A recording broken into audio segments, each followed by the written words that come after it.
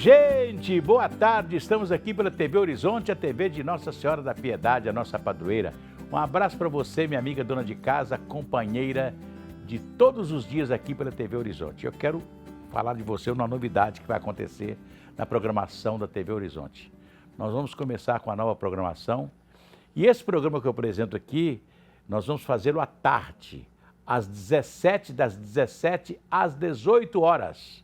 1 hora de programa com muita novidade, tá? Então, segunda-feira, a partir das 17 horas. Falou? Conto com você, tá? Pois é, e hoje nós estamos comemorando o Dia Mundial do Rim. Quando a gente comemora o Dia Mundial do Rim, você fala assim, e aí? Você olha, é importante saber que você tem que beber muita água, né? A água é uma das maneiras mais importantes para você ter um rim sempre saudável. É quando você faz o xixi, olha aí, né? É que você vai saber se o seu rim está bem ou se está ruim, né? Tem gente que quando fica muito tempo sem tomar água, né? O xixi fica mal cheiroso, etc e tal, com a cor amarelada forte. Então, nesse momento você tem que, olha aqui, eu estou tomando pouca água, né? Então, as pessoas mais idosas têm que tomar água sempre. É muito importante. Eu conheço muita gente, né? Tem uma vez aqui em Belo Horizonte, inventaram uma tal de jarra azul. Ah, porque a jarra azul tem um ímã lá dentro, que as moléculas da água modificam e melhoram, não sei o quê, não sei o quê. Mas a pessoa tinha que tomar 2 jarras daquela de água. Aí muita gente, né? Ah, porque a jarra azul vai ser muito bom e etc e tal, passaram a tomar água. E aí não tiveram mais problemas de infecção urinária nem nada, porque passaram a tomar água. Então a água é sempre muito importante. Tenha sempre uma garrafinha de água, um copo de água dentro de casa, sempre um copinho de água para você estar tomando uma aguinha, é muito importante. Agora estamos no Marco Azul, uma campanha de combate ao câncer coloretal, também conhecido como câncer de intestino. Doença silenciosa que requer atenção aos seus sinais e fatores de risco. Convidamos hoje o Dr. Matheus Duarte, que está aqui conosco, né? Mas Saúde, né? Que ele é coloproctologista e uma de suas pacientes, a Isabela Crisóstomo, para conversar conosco sobre os cuidados necessários para prevenir essa doença. O Dr. Matheus, né? Que vai falar conosco sobre a doença, e a Isabela, que muito jovem ainda já teve um câncer coloretal. Então ela vai contar essa experiência e a importância de você fazer um exame. Doutor Matheus, boa tarde. Boa tarde, muito obrigado pelo convite. É um prazer estar aqui nesse mês importante, né, de prevenção do câncer de intestino, que é uma doença muito comum no Brasil e no mundo.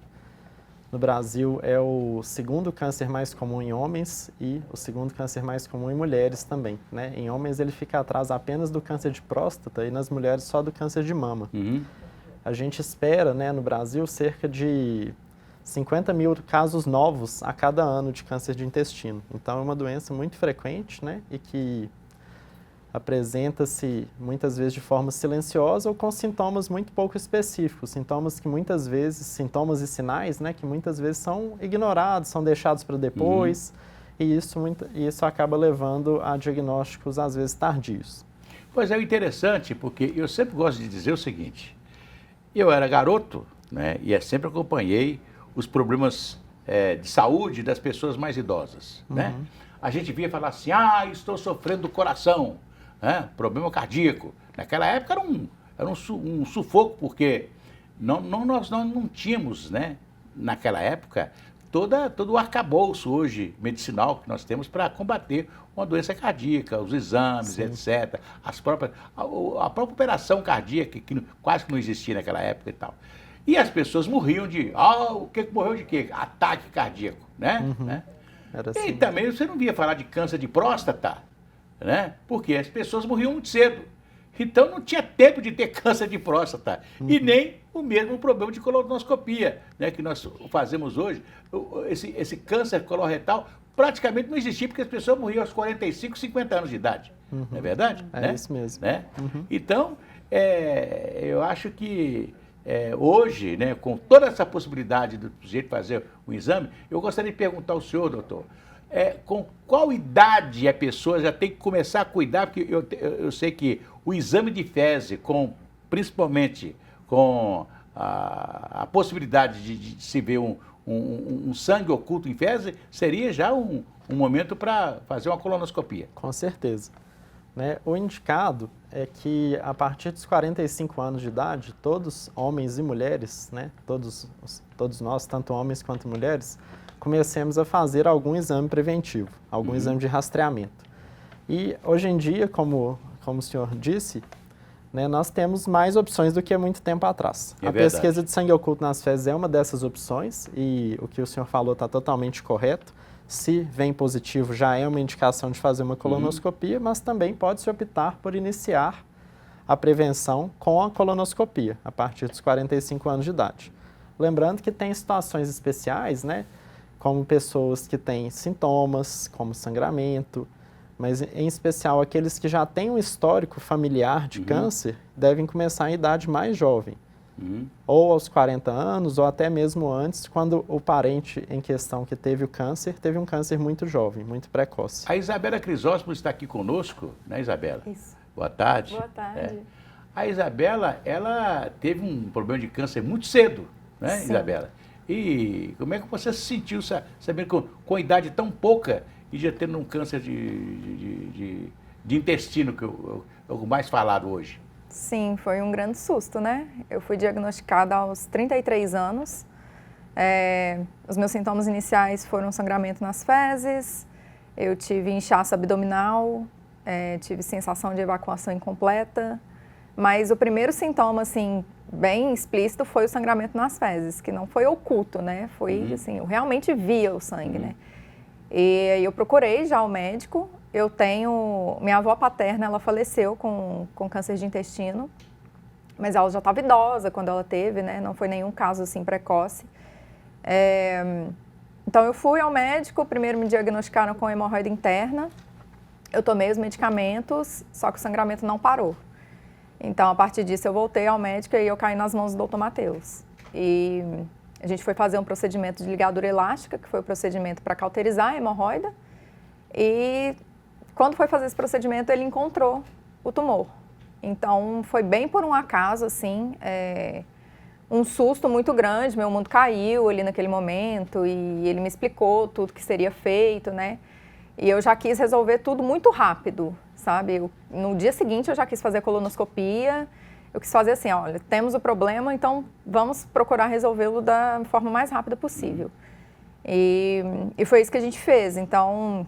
Aí houve o diagnóstico certinho, né, a partir da biópsia feita na colono, e aí ele me explicou que seria feita a cirurgia de retirada do tumor, posteriormente eu usaria a bolsa de ostomia, eu usei por 3 meses a bolsinha, e depois a gente fez a cirurgia de religar o intestino, que retirou a bolsa de ostomia, e hoje eu vivo uma vida normal, assim, né, minha vida está 99% normal, eu falo 99% porque ficou uma instabilidade intestinal ali, mas assim, nada que não seja controlado com medicamento.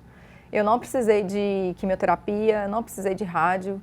Então, assim, eu sempre falo muito, eu falo nas minhas redes sociais, eu acho que tem que se falar muito disso mesmo, porque os casos estão aparecendo cada vez mais nas pessoas jovens. Eu conheço pessoas ainda mais jovens que eu, que foram diagnosticadas também.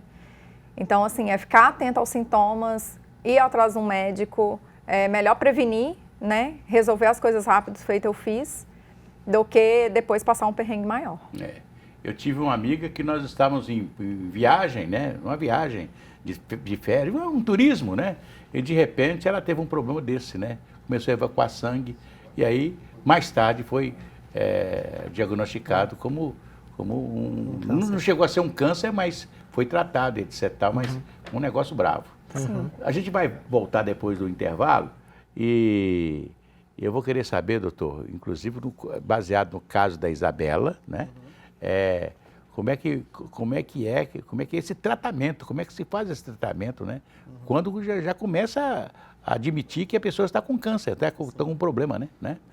Mas antes eu vou cantar uma musiquinha, tá?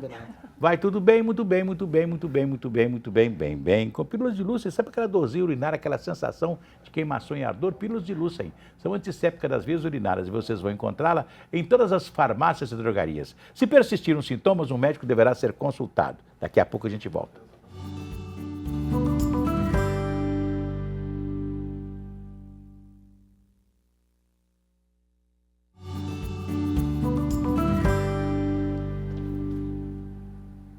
Voltamos aqui pela TV Horizonte, a TV de Nossa Senhora da Piedade, a nossa padroeira. Mais uma vez, convidando você, telespectador, amigo, e aqui da TV Horizonte, que a partir de segunda-feira nós estaremos entre 17 e 18 horas. O nosso programa será no final da tarde, com muitas novidades, inclusive com a participação do telespectador.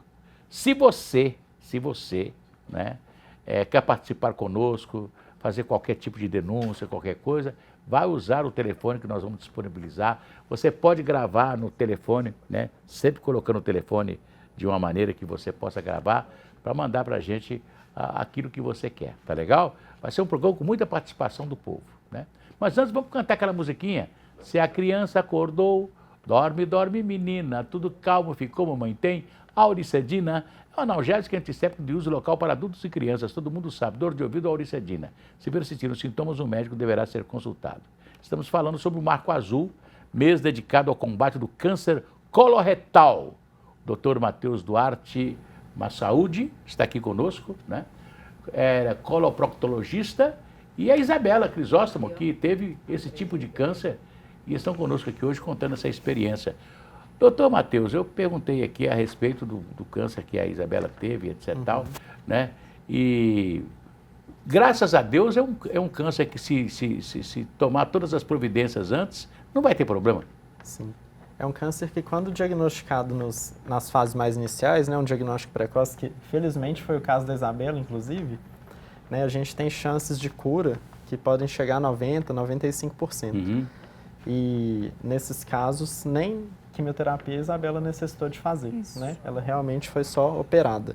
Uhum. Então, o tratamento do câncer de intestino é um tratamento, assim como da maioria dos tumores, né, um tratamento que envolve diversas áreas e diversos profissionais. É um time, né? Não é uma pessoa, não sou só eu. Sou eu, né? É um coloproctologista, um oncologista clínico, um radiologista para nos auxiliar com as imagens, né? Uhum. E também, em alguns casos, um radioterapeuta também é necessário. E a nutricionista, o nutricionista, entra nessa equipe aí? Entra porque também. A comida que se come, o tipo de alimentação, tudo isso ajuda? Isso, a alimentação, né, é sabidamente um fator de risco para o câncer de intestino. Uhum.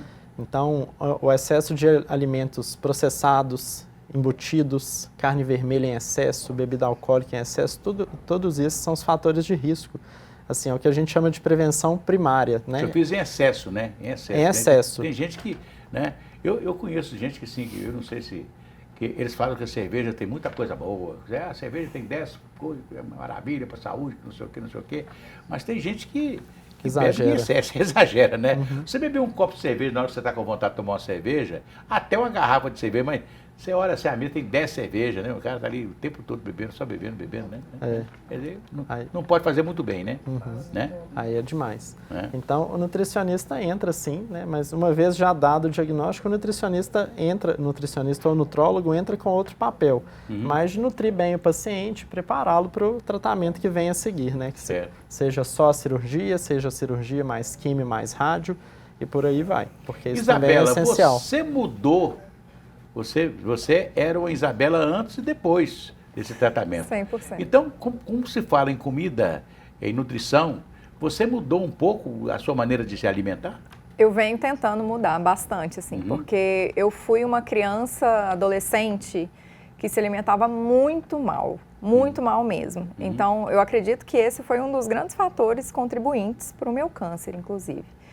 Além do fator da minha avó ter tido, né? Os outros fatores de risco, assim, eu não bebo, eu não fumo, eu não sou uma pessoa sedentária. Então, assim, eu acredito muito que o fator de risco alimentação ruim foi uma das causas. Hoje eu tento me alimentar melhor, claro, mas é uma das partes mais difíceis para mim, porque eu gosto de comer bastante besteira.